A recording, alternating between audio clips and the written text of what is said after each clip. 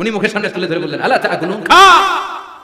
সবগুলার সামনে গেলেন, খা খা। কেউ খায় না, ওগুলো হাওয়া করে আছে। সাইয়েদনা ইব্রাহিম বললেন, খা।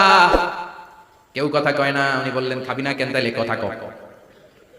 এই যে কষ্ট করে উড়াইলি, মুখের সামনে দিলাম, খাবি না কেন? কথা বল। আলা তাকুলুন, খাবি না কেন? কথা বল। মা লাকুম লা তাতাকাল্লামুন, খাবি না কেন? মা লাকুম লা তানতিকুন, হয় খা নয় কথা কও।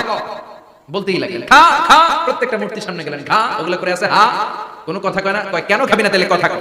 খায়ও না, কথাও কয় না। আপনার ছেলে বায়না ধরছে, আব্বা চানাচুর খাবো। কি খাবি? চানাচুর কিনে দিলেন, এই না চানাচুর। এখন চানাচুর খায় না। কিরে বাপ, খাবি না কেন? কথাও কয় না। খায়ও না, কথাও কয় না। এখন বাকি আছে কোনটা? কথা কর। ফারাগা আলাইহিম দারবাম বিল ইয়ামিন, ডান হাতে কোপানো শুরু করলেন। ইচ্ছামতো ঘুষি কিল মারতে মারতে মূর্তিগুলার সাইজ।